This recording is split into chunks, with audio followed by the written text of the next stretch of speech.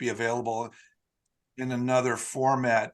We will at some point be putting everybody into breakout rooms. So we're just kind of waiting to see.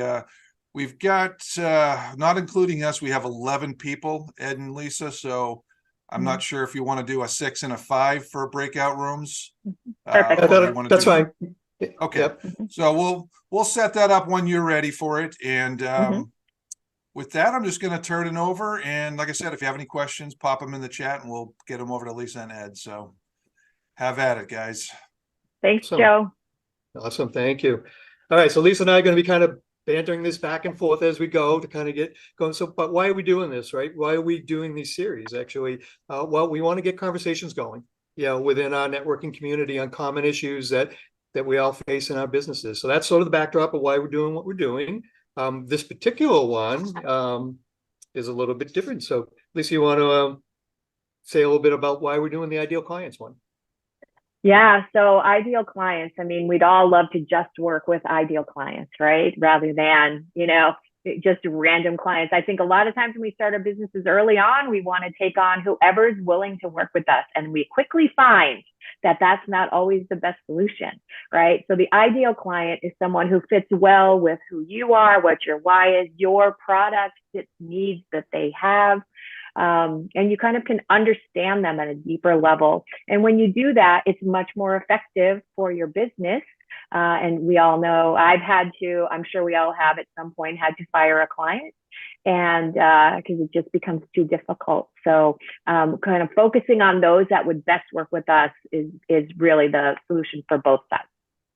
Yeah, and what I'll add to that too is when you're thinking about clients, there's two angles to it. One is the prospecting angle, right? So who are you looking for? The other is how do you deal with your current clients? Because there are certain things about your clients you don't know during the prospecting phase that you only learn later. And that's where the time can sometimes come in, right? You take somebody in and next thing you know, you're spending an awful lot of time on that one particular client. And as a small business, we don't have the resources to do that, right? We don't have endless resources. So it can affect your good clients. So it's really an important thing to get squared away in your own world. Yeah. Super. No, and that's such an important point. It's one thing that is draining you, but it's also taking from your other clients something we never want to do, right?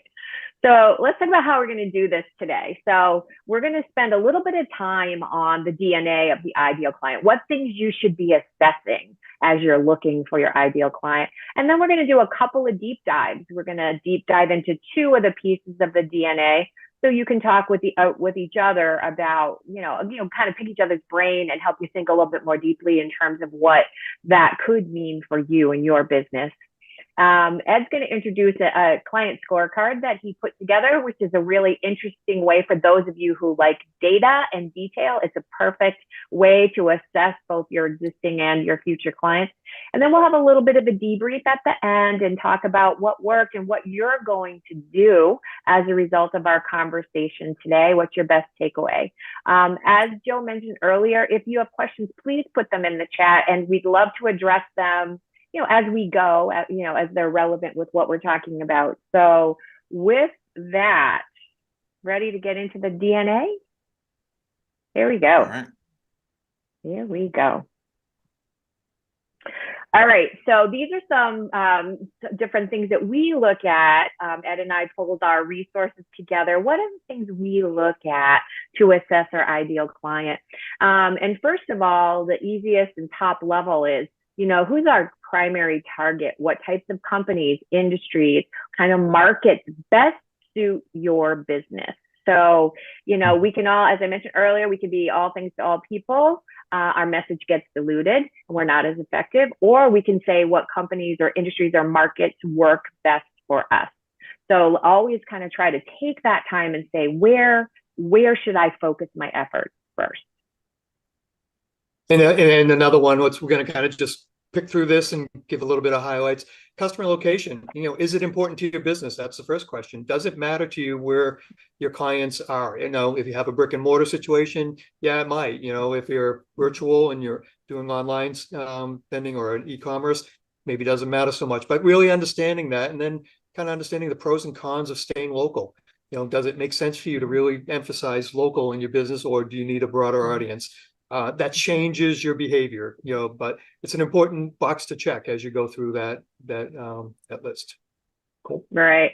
And also thinking about things like the characteristics around financials, things like that, or even headcount, right? You think about like Carolyn, who does outsourced human resources, and others might, sorry, I just know Carolyn does. But, there's a certain number of employees where an outsourced HR function is most effective. And then once it gets over that, then it's probably an in-house that makes more sense. So she's going to be looking at headcount. Other people might say, hey, for what I have a premium service, so they need to be, at least a minimum of $1 million to 20 million, et cetera. So what are the key characteristics where, they fit your business model best? That's an important one because that's a kind of a catch-all. That could be a very big category. Each individually have to kind of just dive into your own why. What's your business? Who is your target audience? And then what are the attributes you're looking for in there? So that one's sort of a catch-all, but it's an important one to rationalize. Common objections, that's another one. What might you hear, as an objection? This is more on the prospecting phase, right? What are you going to hear from a target, person you're talking to? What might they object to when you're presenting your services or products? And then what are you listening? What are the signs you're listening for at that point that say, hey, this person may not be a really good client for me based on these objections. I'm not sure I can overcome them. So it's becoming tuned into what those objections might be, what your response is to that, what questions you'll ask to dig deeper to understand them. But then also, what are the triggers that say, yeah, you know what, I may not want to go any further with this prospect. And never be afraid to do that, right, Ed? Never be afraid. You always want to think you can make it work. And yeah, I have stories around that, believe me. Ideal transaction value, it's really bottom line. There's obviously a value level to what we're delivering, right? It's not a dollar for dollar thing. But what is an ideal level for this business to be a viable client for you? And I know we all take on those that are maybe less so maybe because there's a strategic reason, but in general, you should have a range where it makes the most sense if the transaction value is within that range. Yeah. Key decision makers, that seems like a no-brainer, right? But oftentimes we're out prospecting and we're talking to folks, and we may not find out until well into the engagement that, well, I have to check with my boss, or I have to run this up the flagpole kind of thing. And, you really want to understand early in a conversation, who's going to make the decision? Is that person, or is it that person's boss, or is it somebody else that needs to be drawn into the conversation? Who do you need to talk to close that deal? Seems fundamental, right? But oftentimes we get deep in and then realize, there's another layer I've got to go through here. And again, time is probably one of our most valuable resources. Sure. And then just continuing the company values, like, it's interesting. A lot of times we don't think about this, but do the value systems align? What's most important? Do you understand what's most important to your company and your values, and making sure that your clients are at least aligned in the ones that are most important to you? Because down the road, you might end up in situations where they might be looking for you to deliver on something that just conflicts with who you are, your basic premise. So understanding that up front will be most effective for both sides. Buying patterns and trigger events. So, these are important, knowing them in your field, in your industry. Are there any patterns? Sometimes it's not, it's just year round doesn't matter. They're always open, and there's certain things, but other businesses have seasonality to them, or buying patterns for budgeting purposes. If you understand that and then have a game plan for that, okay, when do you know when to go out and hit it hard based on the buying patterns of that ideal client? And do you have a game plan for that? Exactly. And the key suppliers and vendors. So this one's kind of a little bit more along the strategic partnership opportunities. Who are they buying from or collaborating with?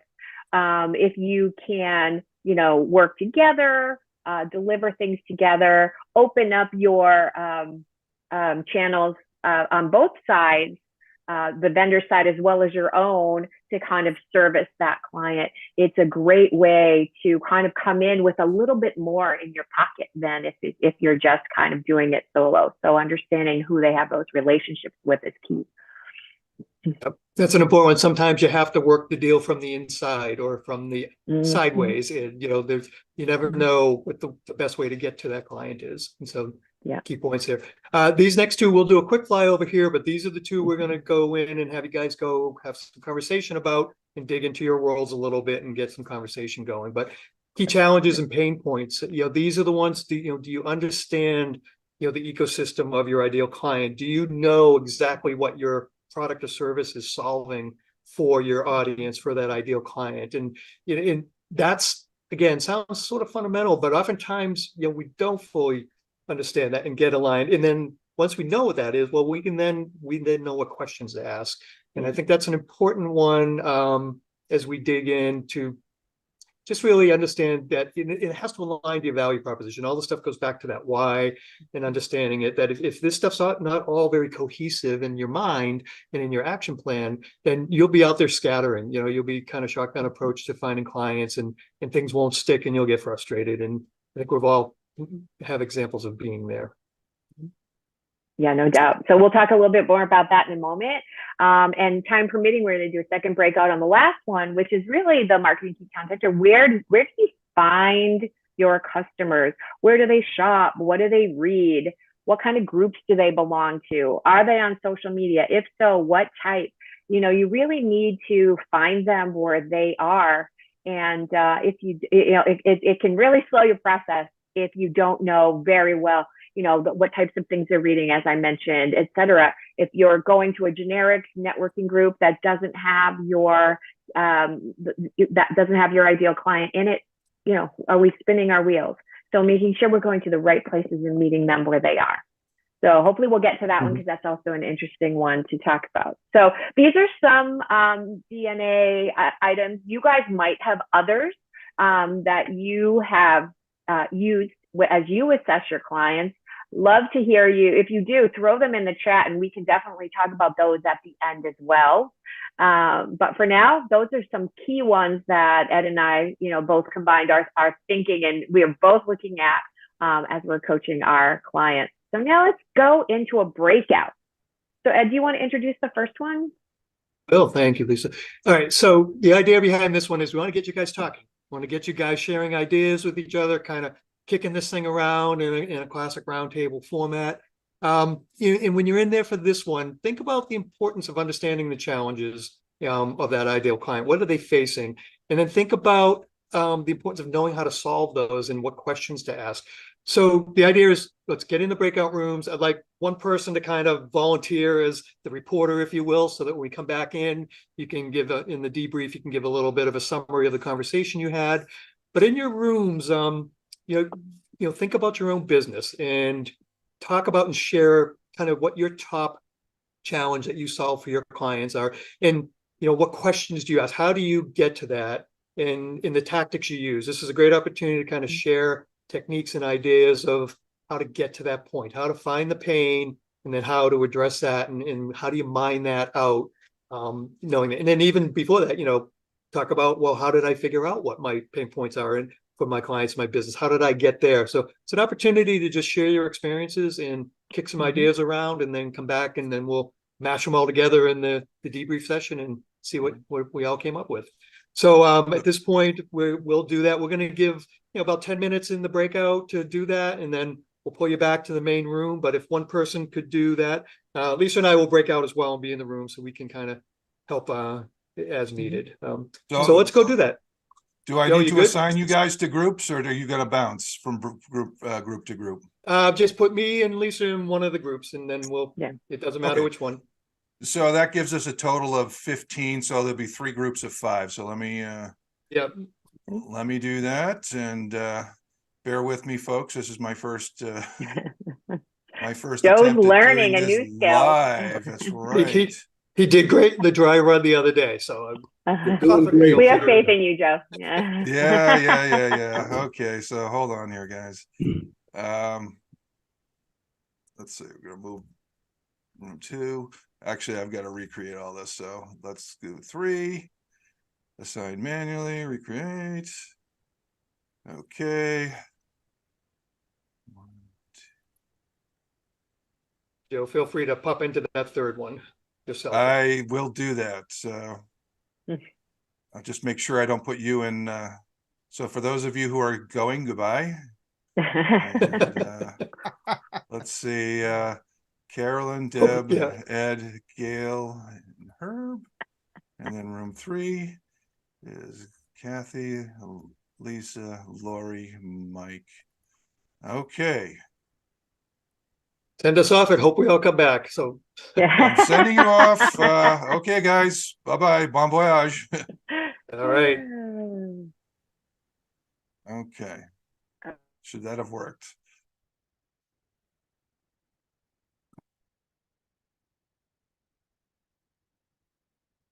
Okay.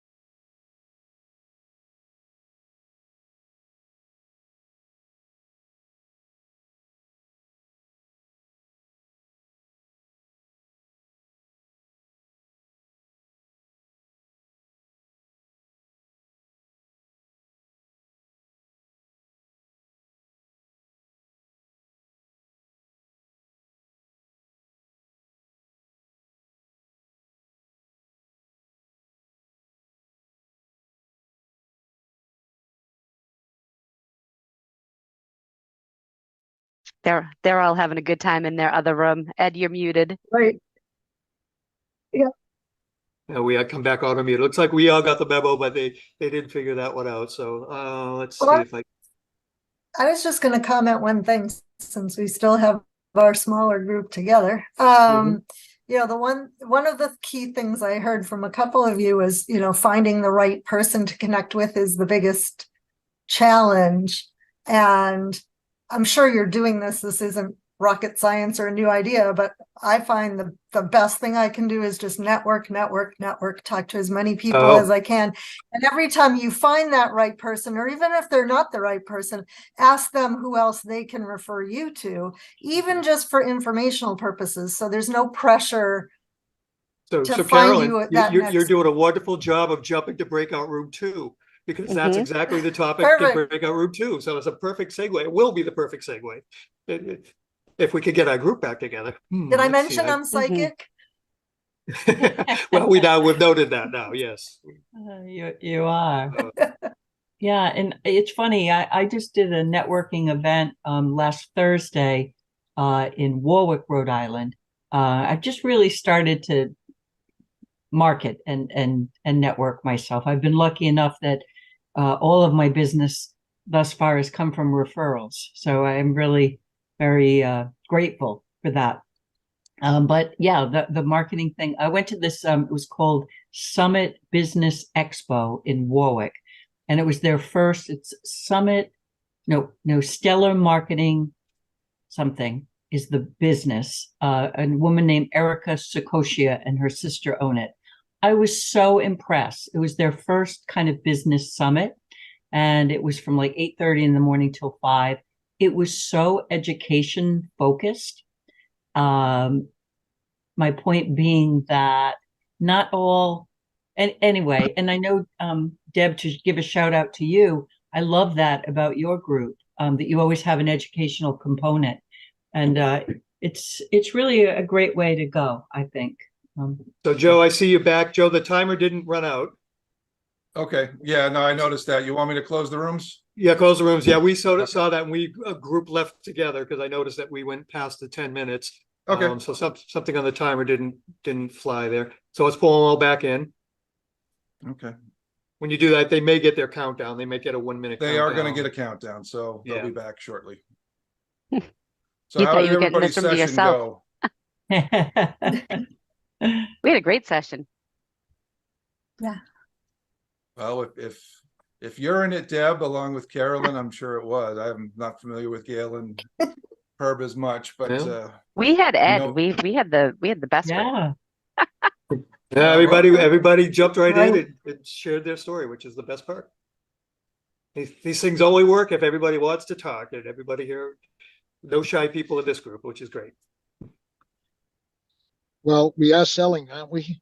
Yeah. You're always on, right? Herb, you're always on. Okay. Herb, I missed your last name. What's that? Silver I missed- Screen. Silver. recording going. All right. So I think So- everybody's back. I think we got all the groups back. Yeah, we had a little glitch on the timer not running out, but no worries. We buffered for that. See, we're planning ahead. All right. So now we're back. What we'd like to do here is we had 3 groups. Let's just go around, each group had a spokesperson. So we're just going to ask the spokesperson to give us a minute or two of, what the group talked about, just your kind of takeaways and a summary of the group.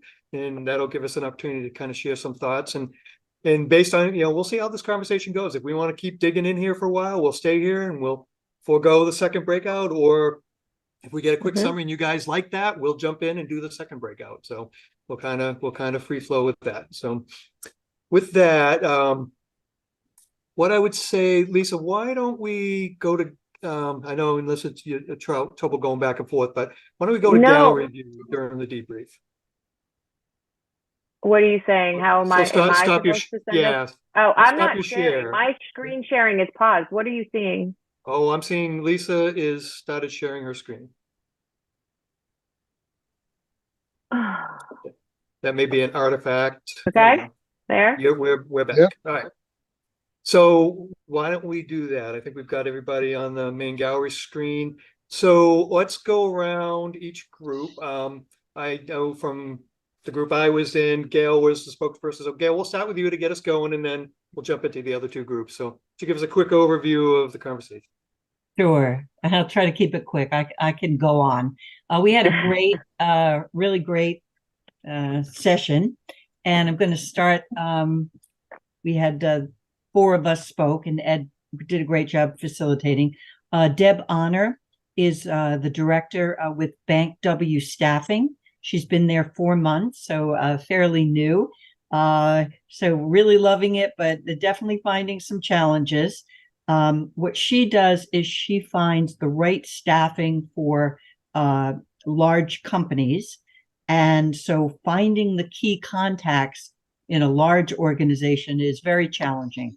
And so that was really something she was able to share with the group. It's more challenging than ever today to find those key contacts. Takes some real legwork.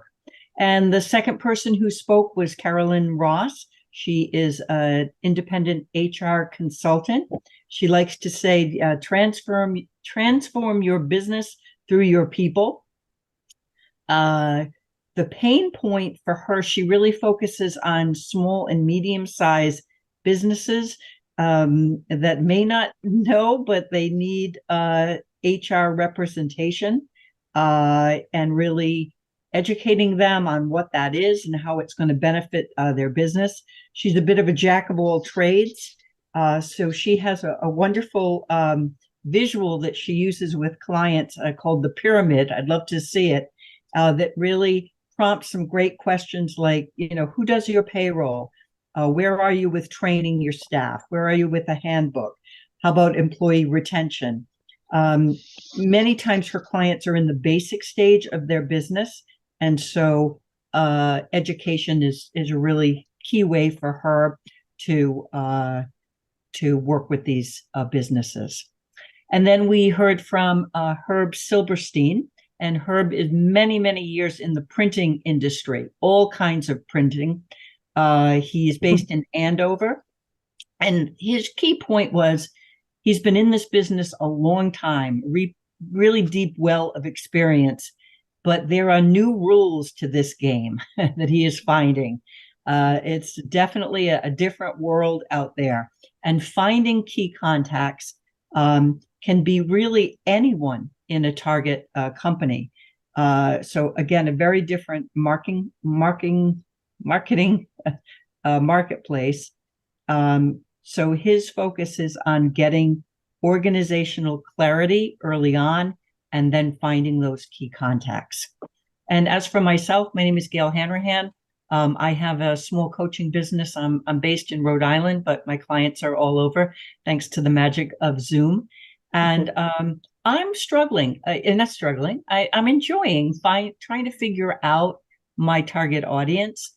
I was saying that I really could, it resonated when Lisa mentioned that we often want to help everyone who comes to our door, and I don't like to turn anyone away. I have clients that range from 16 years old to 74, but I'm finding more and more that folks who are contemplating retirement or in retirement, it seems to be a real sweet spot for me because I've walked that path and I really struggled when I left corporate America after 40 years. And so I have my toolbox is full of tools like Ikigai, Best Year Yet, different tools that help clients find the right path and create a life they love. So that was it. So thanks, Ed. I hope that was succinct enough. That good summary, a very concise summary of the group. You took great notes. All right, Lisa, Yeah. who in your group was the spokesperson, and we'll go to that group next. Mike was our spokesperson. So Mike, you're up. Okay, excellent. We had some people who this is amazing because our businesses are so different, yet we have so much in common. Lori McDowell will help you negotiate with your vendors. No matter what business you're in the business of paying bills. And a lot of people in business have a hard time accepting you're not You're in business for yourself. You're not in business by yourself. So what Lori does is help analyze your costs, negotiate with vendors, and bring your costs down. She only gets paid if you save any money, and she splits the difference on whatever money you save. So her pain point is really people who are, for her clients, their pain point is that they're overwhelmed with dealing with so many people. Her pain point is that they just don't get it. They're not willing to ask for help. And I think we all, if we're in the coaching business, we deal with people not willing to reach out for help, even though we need it. Pam Hoagland's in two businesses. She sells diabetic socks, and she does a service for boarding dogs. So the one pain point is if you're diabetic, it's really not a hard sell. If you're diabetic, this product is for you. Shoes, not socks. Diabetic shoes. Shoes, I'm sorry. Oh no. Had to correct that one. Yeah. Yeah. Too important to let that one go by. Diabetic footwear. Okay. So the pain point is if you're diabetic, and that one's pretty much a give. It's just a matter of having the right quality. And then boarding your dogs. That's another home business she runs. Obviously, you're concerned about your pets when you go away. So offering that TLC for your pets to know they'll be happy and healthy when you come back from your trip. And Yep. Kathy Noguera is in the health and wellness. She's a wellness coach. That's great because that's who I coach. Obviously, the pain point for people is their health, their wellness, and being a little bit shy about sharing personal, intimate information. If you're doing web design, it's not very intimate to say, oh, your SEO is not ranking high. But this is very personal, intimate information that people are not so willing to share. They're happy with their health. And so being the right coach, the right kind of coach to get people to confide, that is her pain point. Me, I'm a speaking coach. Now, my focus is on the fitness industry. It was great to be in a room with Kathy. You don't have to be a fitness professional to work with me. That's just where I started, because if you work in fitness, then people are desperate to know what you know. Really, the pain point for me is anytime that you have more knowledge than you are capable of articulating, and that gap is costing you money. That is your pain point. You need to work with a speaking coach. Now, of course, we can repurpose that for your social media as well. Great stuff, Mike. Joe, who is the spokesperson in group 3? Oh, you're muted, Joe. You mute. I knew that would happen at least once. Art is a speaker. Oh, go Art. Thank you. So good morning, everybody. So I think the first person who spoke was Adriana. And she changes the organization's culture and diversity. The pain points are employees with their paychecks, and it may be unhappy with the paychecks and not connecting with the rest of the organization. So the pain points end up being turnover, not enough retention, and the employees not being engaged. So she'll go in and fix it, for lack of a better word. Fix it and get employees engaged, and which will lessen the turnover and have the whole organization work better by improving its organizational culture and diversity. Alan can help. He's has 2 locations. I think one of them was Colorado as well as Cape Cod. He helps executive directors of the small nonprofits who need management to connect to. They need management to connect to donors. He uses fully integrated AI to do that. He's got a software called Give Butter, which is payment processing, to help executive directors to do that. And I think he said a good thing his company does is to help give the clients a kick in the butt to get going, I think is what he said. Got the thumbs up. And so Barry, a photographer, his clients need new headshots. A good way for him to try to find people is triggering events, and inconsistent executive profiles within a website, maybe changing it in new employees that come in. So the pain points are having employees being retained, employee retention, as well as keeping the branding consistent throughout the company. So he's looking for clients who need that, and maybe a new website to boot if they have a new website. Hope I got that right. Adam from the Heller Funding, they raise capital. They have capital campaigns, and they're trying to build a sustained donor funnel to be able to keep the donations flowing. So I think his key is that to change the mindset of the donor to be much more giving. He said there's a lack of transformative fundraising, and I think that has to do with changing the mindset of the donor to being much more giving. So I hope I got that right. For Joe, his pain point for his client, he's trying to reach clients who are overwhelmed. Clients are overwhelmed. Their marketing director maybe doesn't have any staff, and maybe the clients don't have any education on how to accomplish this. So he's looking for those clients who are overwhelmed to be able to get this done. So that's what I have, and hopefully I covered it okay. Good job. Awesome job. All right. Thank you. All right, so guys, you can see just the power of 10 minutes of conversation to look at how much conversation was generated and how many different thoughts were going. And given that, looking at the clock, doesn't look like we have time to do our second full breakout, although we can do a quick, we possibly could do it, but I think, well, it's probably not going to happen with 10 minutes. We want to get you guys out of here. We have a contract. Yeah. So, Lisa, I guess what I would say at this point is we pop through, let's take a quick look at the scorecard thing, because I think that's just another potential takeaway. Guys, you get the idea, the power of conversation, right? Just getting together with folks and kicking ideas around makes you think about each of these things. Again, there's a lot to think about in this topic. You guys came up with a lot of great insight in just a few minutes of breakout. So what we'll do in the spirit of time is I do want to share just a tool, and given that there's a number of coaches on the call of different types of coaching, which is great.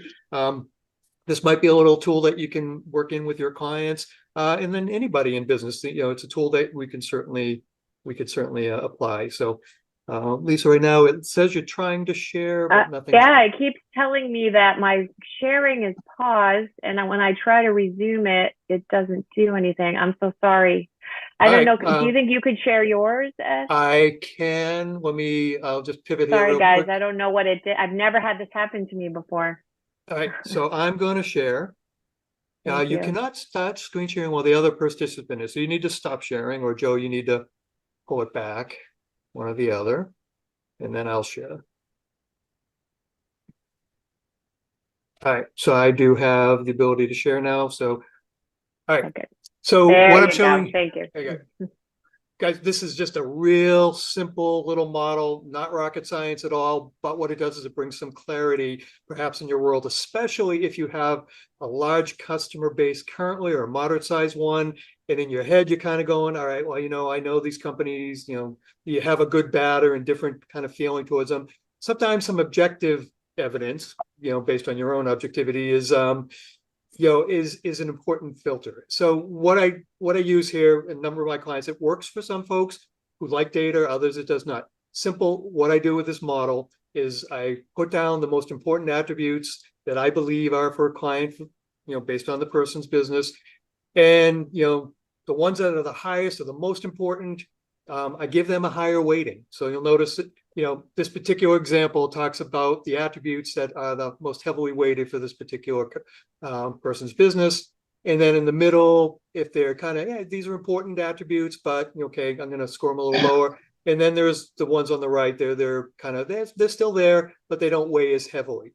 So this will help you create a little weighted list of your clients where they fall. A perfect score in this example would be 39 points. If everybody if you took company ABC there in the first example, if they possessed every one of those attributes on the page, well, then you just give them the accompanying score to that, and they would get the perfect score 39. Well, this is very rarely ever going to be a perfect score out there. So you go through it and you say, hey, if they don't have that attribute, well, you skip it. They don't get credit for it. If they have it, you give them the corresponding score. And then ultimately what it will do is it will start creating separation within the ranks of your either current customer list. You can do two versions of this. One is for a client, one for prospects. So they'll look a little different. This one happens to be for an existing client. So you already know things about how do they pay you. This particular one says, hey, it's really important for me that I get paid on time via an ACH transfer. So in that particular person's case, that's a hallmark of what their ideal client is. So that's a little different attribute. We talked about those earlier. Attributes can be anything that are important to you as you map out what your client avatar looks like. But this can create striation in your list. And ultimately what you want to see is you're going to be able to strike 3 lines or 2 lines on that list, breaking your list into 3 groups. That top tier, that's going to be those are your prime clients. Those are the ones that you want to nurture and feed and keep happy. Make sure you don't lose them. Retention is key. The middle of the list, well, they're the ones that the best way to say it is, well, you'll tolerate them. They have a bunch of good things going on, but they might have some things that are annoying or might drive you a little bit crazy. But you know what? They're fine. I can handle them. I'll tolerate them. They're my middle bucket. And then you're going to have that bucket that you're going to have some people. We all know they're in there. And if you do something like this, they'll fall at the bottom of the list. And then you'll say, I have to either do one or two things. I have to start a rehabilitation plan with that client that I'll get to go. It's a, performance, almost like a performance improvement plan in the HR sense. But you think about that. We don't want people just throwing clients off the boat, and we want to give everybody a chance to say, okay, can this client be salvaged? And then put a plan together to salvage that client. If you make that effort and it doesn't work, well, then you do then need to move to fire that client. They're drain. If you can't rehab them and get them into the light that you've created for an ideal client, they're going to be a drain on your world. So you want to get rid of them, and it's hard. And I coach a lot of my clients through how do you do that? How do you move them on? And again, we don't just throw clients to the curb. We typically will find them a better fit. We will say, okay, look, this isn't really working out for us here, but you know what?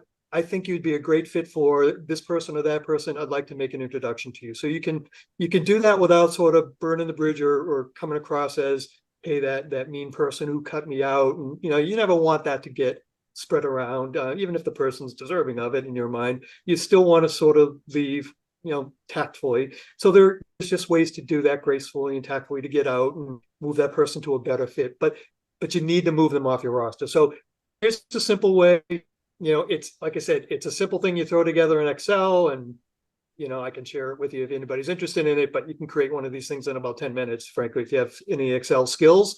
And but it's a great way to kind of put a little bit of data behind your gut feel on these things. And that's it. I wanted to give just a quick look at that, just to get you thinking about that. Maybe this works in your world, maybe it doesn't, but just to get some thoughts going on that. So I'm going to pull us back to the main audience after that, and certainly willing to share that with anybody who might be interested. But I think at this point that's it for the material in the content. An hour goes by really fast, and we probably could have kept going and broke out 3 more times with this group and got some great conversation. But Ed, before we kind of wrap, does anyone have any questions about what we talked about today or comments? I'm sorry, I just felt like you were going to the end. I'm like, wait. No, I was going to give it back to you for that very point. No, okay, thank you. I would like to ask, please, and this is more of a, will we have each other's contact information to be able to follow up with whomever? I was going to conclude with that, is that I will be sharing everybody's contact info on a spreadsheet. If Ed and Lisa are willing to share their presentation, I wouldn't mind passing that around. Sure. Absolutely. If you have this a spreadsheet that we could use as a template, Ed, I think people might appreciate having that as kind of if folks want it, I'm glad to share it. Sure. Yeah, so I'll do a complete summary email after the event. And Alan has been asking about other webinars we've had, and we do have that on the My Pinnacle Network website, and I will put a link to that that room in the newsroom, so you can Okay. see that as well. We If- have a if couple there's- minutes. Oh, Yeah, sorry, well, go what I ahead. want to do, Joe, is unless anybody has a question, I'm going to go around the screen as I can see everybody, and I'm going to ask everybody for the best takeaway from today's session. You know, what's that one thing you're going to remember or go off and do after the conversation today? So first off, any questions? We'll give folks the last chance if they have a question they want to throw in. Going once, twice, going. Okay, great. All right, Gail, because since I see you first, top left corner, I'm just going to start with you, and we'll go around real quick. What was your key takeaway from today? Yeah, I've been thinking about Herb's comment about it's a different business world we're working in. And it's really true. And that's the one thing we can count on is change. So it's staying really nimble to those organizational changes and that anyone can be a key contact. So kind of using Dale Carnegie's wonderful how to win friends and influence others to, you know, not overlook anyone in an organization, treat them with respect, and you'll get a lot more. Thank you, All right, Gail. so, All right, Ed, Carolyn. Yes, sir. I think if people can really be brief, like 10 seconds. Yeah, real quick, real concise. What was your key takeaway? I want to get everybody in and get us out on time. So Carolyn, what do you got? I think it was the power of conversation, real quick. Excellent. You know, connecting Adriana. with people. Adriana, how about you? Scorecard. Scorecard, nice. Adam, how about you? Pain points. Game points. Pamela, how about you? Oh, you're on mute, Pam.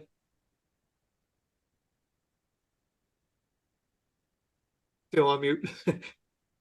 Scorecard for me. The pain points is awesome. Done that before, but the scorecard is number one for me. All right, we'll go back to Pam. Pam, what do you got? I want to make a new screensaver to show my companies behind me. There you go. I like it. That's a great idea. Barry, how about you? And you're muted. What?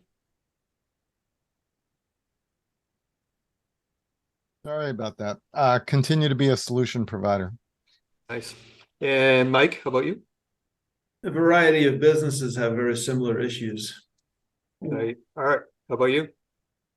Most everyone here is a consultant in some form, helping the business with profitability or organizationally. Kathy, how about you? I got a great idea to come up with the costs of Ozempic and diabetes meds used for weight loss in my cost versus value pain point. So, all right. Thanks. And Lori? I like the scorecard. Scorecard. Deb, how about you? I like the scorecard. And just a reminder from Carolyn that finding that target person in the company, just keep mushrooming through all of your own contacts to try to help you get there. Yes. And Herb? Yeah, the scorecard and also just what she just said about keep networking through the organization you're trying to get connected with. Thanks, Good. Herb. Awesome. Awesome. Great. Lisa, final words from you and we can say goodbye. Yeah, no, I appreciate everyone joining us today. We do. I will tell you, Kathy kind of teed up our topic for next time, which is price versus value. So if you want to join us, it's going to be happening in December. So watch your email for that. And we're going to have a similar type of format. And we're going to talk about the importance of differentiating between your price versus the value you deliver. But really love the conversation today, everyone. Thanks so much for coming and for sharing your thoughts. I know I got a lot out of it myself. Yeah. Thank you, everybody. Thank you, everybody, Thanks, for everyone. coming. Everyone. Like they said, there'll be one in December. We'll make sure you're notified and look for the recap email from me. So Thank thanks you. for coming, everybody. Have a Thanks, great everyone. day, everyone. Take Yeah, care. bye. Bye.